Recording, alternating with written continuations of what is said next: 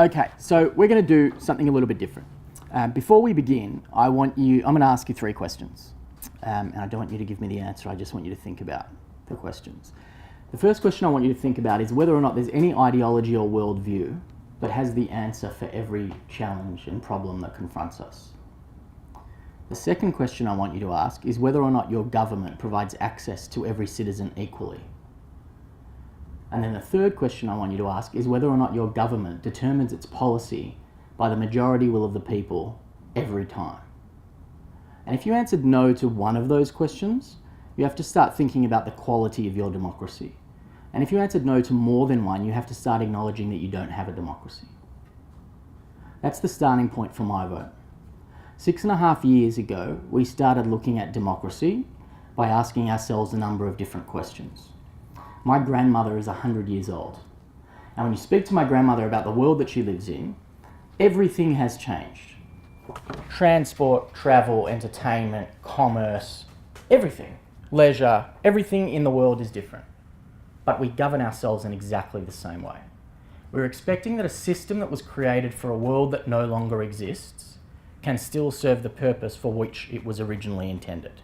And that is insanity. We have moved on, the world is different.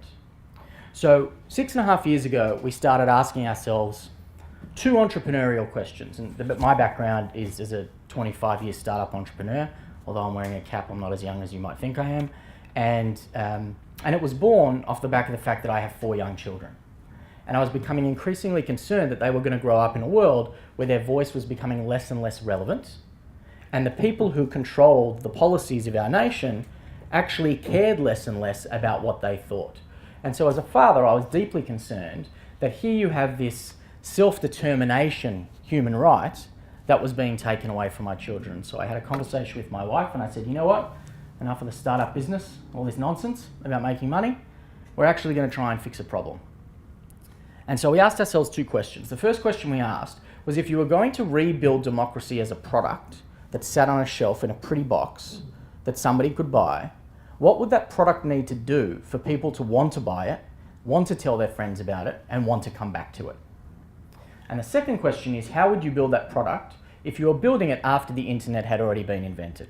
And it's worth saying that I'm not a technologist. 3/4 of the time I can't even get my phone to work, and Adrian over there has to manage my life for me because I'm generally hopeless at everything.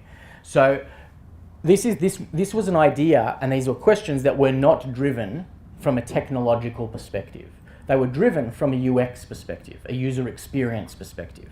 What do we as citizens want and need to feel good about our democracy? And when you ask those questions, the product that you end up with is invariably different to the product that you start with and that we have today. And so we came to years. We did about 3.5 years of investigation, not quite in the same rigour and research that the academic circles would do, but from a more practical user experience perspective, asking all sorts of different religious leaders, business leaders, political leaders, former politicians, former heads of state, prisoners, people who are on welfare, people who are employers, people who are unemployed. What do they expect from their community? What do they expect from their democracy? And what we found was that there were some underlying fundamental problems with our systems, erosions that had taken place over 200 years that had to be removed because they were a cancer on our democracy. They meant that we don't actually have democracy. And equally, what technology has allowed us to do is plug some gaps and create some enablers that make our democracy richer and fairer. And so this is where we got to.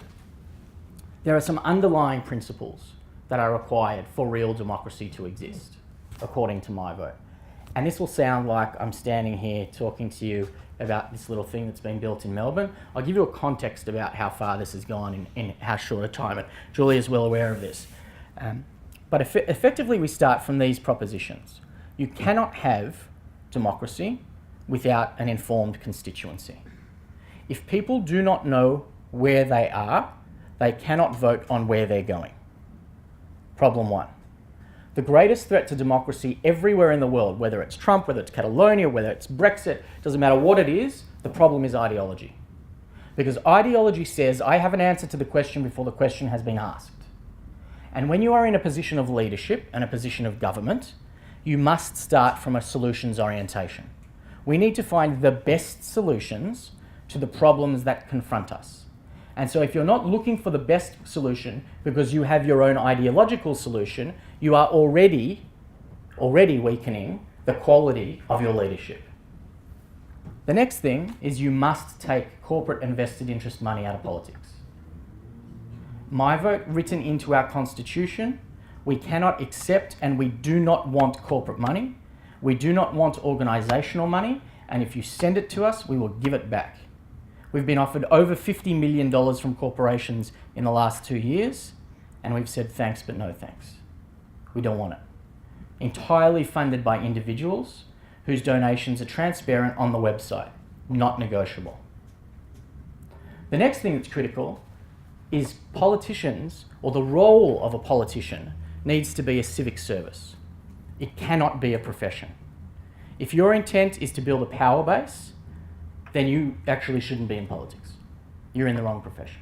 So under MiVote, no candidate or elected official can serve more than 2 terms.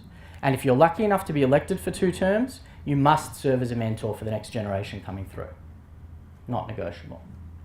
In addition, as a leader of a community whose job it is to enact the will of the majority of your constituency, you can't have a position. You can't talk about a position until your members have voted on that issue. But let's talk about how we do that, because that's where we're unique. So that map of all the different groups, I know all of the heads of all of those groups personally. We share a Slack channel together, we speak regularly, we share ideas, we share contacts, we share research, because ultimately we all want the same thing. We want greater, genuine democracy in the world. We just have a slightly different interpretation about how to bring it about. And so when you look at all of those opportunities, the way that we do it, which is globally unique, it's been determined by a number of people at the United Nations, former heads of state, including Kevin Rudd, a number of political scientists around the world, including the people at Stanford, as being the most robust model in terms of policy creation.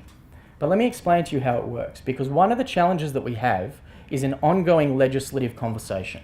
So a lot of those groups are using technology to digitize the existing system. All they're doing is, some of them are using blockchain, some of them are not, but in effect what they're saying is, hey, I'll give you an app, do you support the bill or do you not support the bill? Do you support the piece of legislation or do you not?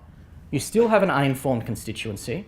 Whatever information is being provided, how do you know that it's real and factual? We have a scourge of fake news. You still have a situation where people are able to wrest themselves back into their ideological entrenched positions. And the truth is, we all have our own positions. This is obviously a particular leaning. I lean the way you guys lean personally in my personal life, but that's not what the system requires. The system requires a robust conversation, and every voice is equal. I recognise I've won the lottery of life. Most of the people who are in our Australian office have won the lottery of life.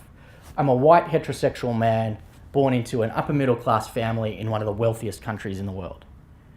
But my voice isn't more worthy than anybody else's. Just because I happen to win that lottery ticket doesn't mean that people should listen to me, or that my voice should impact outcome more than anybody else's.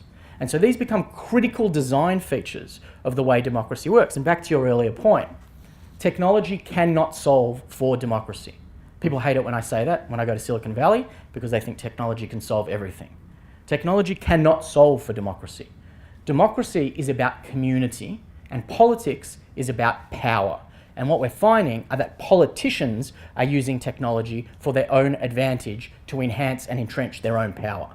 What the communities need to do, what we as citizens need to do, is take back that power and ensure that the system is architected so that every voice is heard equally, everybody is informed, there is trust in the information that's provided, and the system is transparent. And so we think we've built a lot of that. So I'll give you an example of how it works. So let's take a hot election issue for the last 3 Australian elections, Asylum Seekers, as an example. Very contentious issue, pretty disparate views across the community. Everybody has their own position about what's right or what's wrong. If you were to listen to the media, don't even get me started, you know I ripped into the IPA today publicly, but if you were to listen to the media and you were to listen to the political parties and the think tanks, what invariably you hear is that you can either want to protect the borders and the country, or you can want to protect people. But it is impossible to hold both of those ideas in your head at the same time. This is the binary adversarial choice that our system provides us on everything. It's much more pronounced in the United States. We have MiVote chapters starting in, I got 2 people running for Congress in San Diego. We have MiVote Iowa that will be contesting the 2020 election. And what you see there is if blue says yes, red says no, and vice versa. Independent of the question, independent of the research, independent of the fact. Because you said it, sir, I'm against it because I wear a different colour tie to you. That's the nature of the way politics works today. In MiVote, we have a very different conversation. We don't want to talk about legislation because all legislation comes ideologically compromised. So the conversation that we have is what we call destinational, a much higher conversation. Where do we want to go as a country? And whilst most people who are just trying to get the kids to bed and pay the mortgage and get to work and do all those things, like we all have to do every day, they don't have time to read 2,000-page pieces of legislation. And frankly, most of the politicians don't read that legislation anyway that they're voting on. But they do have a sense of where they want their country to go. And so on asylum seekers, rather than do you support offshore processing on Manus, yes or no, click the button, thank you for your participation, we ask a different question. We say, do you want your government to take a primarily humanitarian view? Do you want your government to take a primarily national security view? A financially pragmatic view? Or an international law approach? And we explain what each of those things mean. If you believe in a humanitarian view, these are the sorts of policy settings that you could agree with, and these are the sorts of policy settings that you can't. And we then talk about the pros and cons of each of those different areas. And here's where it gets interesting. You have to read a minimum amount of all of those frames, all 4 options, before your voting light ever goes on. If you choose not to inform yourself, we choose not to listen to you. That simple. And what we do, it sounds harsh, but that's what this is a behavioural mechanism. What we're dealing with. The population of Tasmania is functionally illiterate. I'm well aware, and let me tell you how we're combating that. So the reality is that providing information for people to understand does not require written text, written for an academic audience or even a high school audience. What you'll see in version 2 of MiVote, which comes out in February, which we're building for the United Nations, we're speaking to the UK Cabinet, we're speaking to the Canadian Cabinet, we've just been invited to meet with the President of Afghanistan. We're building for exactly those audiences, people who are disenfranchised and disengaged and do not have a voice. And so in the next version, the information packs for each policy will be appropriate for the deaf, for the blind, multi-language, in video form, in written form, in illustrative form, etc., etc. And so you find and pick the way that best suits where you are in the world with your capacity to take on the information. But if you haven't read a minimum, you can't vote. And here's the next piece. Underlying every policy issue are fact-based, peer-reviewed research papers from academic institutions and governments all over the world. The last vote that we staged in Australia, we had several thousand votes. It was the energy policy vote, which I find interesting because if you listen to the Prime Minister or the opposition leader and you listen to the media, the only conversation for the last 24 months in this country has been about what? The cost of energy to the consumer. We're going to bring prices down. We're going to make policy to bring prices down. Well, we asked the energy question and we had 4 alternatives. And price to the consumer was one of the 4 options. What do you think was the most successful option? Was it price to the consumer? Came in 3rd. Carbon emissions and having an environmental approach, 88% support. 84% support for international obligations. It's not. And I'll explain why. 24% supported price to the consumer and 11% supported baseload energy for industry. The vote before was entirely right-wing, so much so that the media said, well, you're a right-wing organisation. The next vote, we were a left-wing organisation. And this is what we've been saying. When you actually change the dialogue and you change the mechanism and you say, we're not labelling things Liberal and Labor, We're not telling you that this is how a party goes. We're talking about a destination. Where do you want your country to go? And we will provide you the facts to understand the pros and cons of all of these different directions. Because we don't give a shit which way you choose. We just want you to be informed and we want you to vote. And then when we have a majority, we will protect that position and we will enshrine it into policy. But it's not enshrined at 51%. MiVote does not have a policy unless we have a 60% minimum majority on any policy issue.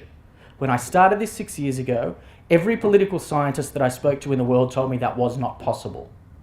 You cannot get 60% in a binary adversarial Western democracy today. We've had 5 votes, we've never had less than 60%. Not once. Because when you take the emotion and the heat out of the dialogue and the debate, people can say, and this is the other thing, it's not binary. So we're not saying choose one of these, we're asking you to choose any of them that you can live with. So if I use the asylum seeker example for myself, I can live with humanitarian, I can't live with national security, I can live with international law, and I'm borderline on financially pragmatic, but I'll probably lean that way to yes. So I might say yes to 3 of those 4 frames and say no to one of them. I can say yes to all of them or no to all of them or any combination that I want.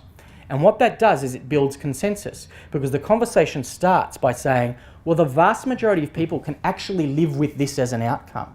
And then you write legislation to take us to that outcome. And the people who are elected as MiVote representatives, MiVote independents we call them, are held accountable. They must, under our constitution, always support the majority position of an informed constituency. The other thing that's key, and this will be my last minute, I promise, is we don't really support political parties. So we were originally going to be a political party with an intent of running against all the other parties, and we recognised the hypocrisy in saying that political parties and political ideology was the problem, and then becoming a political party ourselves. So we decided, after much reflection and redesign, to become a decentralised platform. And since we made that decision, everything about our world has changed.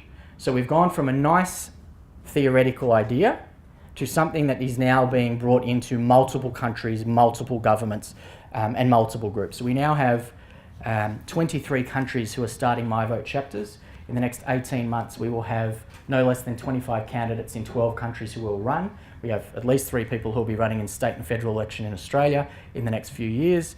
We have people running for US Congress, people running in Malaysia, in Singapore, in South Africa, and so on, so it goes. And the reason that they're doing that is because they're not having to be part of a party. They're not having to join a party. So we're building a technology suite, a platform that enables any individual in the world to genuinely represent the will of their people in their community. And we supply them with all the tools that a party would normally supply them, except the ideology. So, for example, if you, ma'am, decided that you wanted to run for your community and you wanted to become a MiVote independent, you would sign an agreement with us, and for nothing, for free, you would have the suite of tools that you need to do that. You would have a crowdfunding capability to raise money for your campaign. You would have the online blockchain voting mechanism to know what your community wanted. You would have the AI that we've built, which scrapes the internet for every policy position for both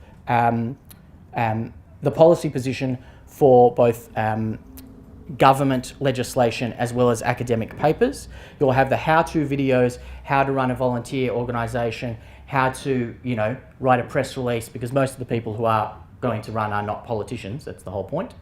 In addition to that, you'll have the CMS and the CRM, which helps you manage your organisation, manage your volunteers, create the time, build an event, here are the templates, etc., etc.